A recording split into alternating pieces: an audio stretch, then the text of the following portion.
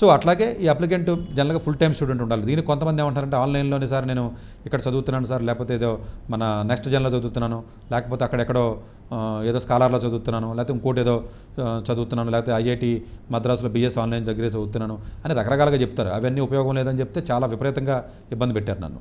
నా దగ్గర వస్తూ ఉంటారు, మీరేంటి సార్ అలా డిగ్రేడ్ చేస్తారు ఆ కోర్సుని అది ఇది అని అంటారు. ఆ ప్రాపర్ డిగ్రీ కాదురా, అది ఫుల్ టైం కాదు, దేనికి పనికిరావు డిగ్రీస్. రేపు మార్కులు తక్కువ వస్తాయి, రేపు ఎంఎస్కి వెళ్ళాలంటే ఇబ్బంది పడతారు. ఏదేదో మీరు అబద్ధాలు చెప్పి జాయిన్ చేసుకుని అందులో ఒకరికి 10 మందికి జాబులు వస్తాయి, మిగతా 90 మందికి రావట్లేదని చెప్తే రకరకాలుగా చెప్పారు. ఏ ఇంటర్న్షిప్స్కి వాళ్ళని అలౌ చేయరు. ఇది నేను చెప్తున్న మాట కాదండి, మళ్ళీ వెబ్సైట్లో చదువుకోండి దయచేసి వెళ్ళి.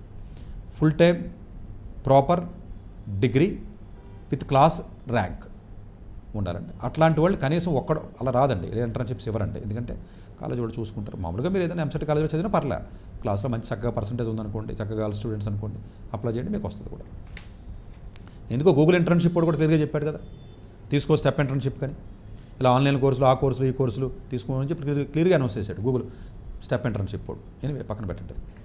సో అట్లాగే ఈ యొక్క సెలక్షన్ ప్రొసీజర్ ఆల్రెడీ ఇంటర్వ్యూ ఉంటుందండి. ఏ ఫ్యాకల్టీతో మీకు ఉంటుందో ఆ ఫ్యాకల్టీతో మీకు ఇంటర్వ్యూ ఉంటుందండి. ఆ ఫ్యాకల్టీ మెంటర్ కానీ, మెంటర్ అంటే పిహెచ్డీ చేసిన వాళ్ళు ఉంటారండి, వాళ్ళు ఇంటర్వ్యూ చేయొచ్చు, లేకపోతే ఆ కన్సర్న్ ఫ్యాకల్టీ మెంబర్ కూడా చేయొచ్చండి. అకాడమిక్ పెర్ఫార్మెన్సు, ఒలింపియాడ్సు, ఎన్టీఎస్సీ, కేవీపీఎల్ అంటే ఎగ్జామ్స్, ఈ 3 పదాలని వాడాడండి. నేను సొంతంగా వాడట్లా. అకాడమిక్ పెర్ఫార్మెన్స్ జీపీఏ, మీరు 11th 12th ఏమైనా ఒలింపియాడ్స్ రాసుంటే ఒలింపియాడ్స్ అంటే ఎస్వైఎఫ్ ప్రైవేట్ ఒలింపియాడ్స్ కాదు.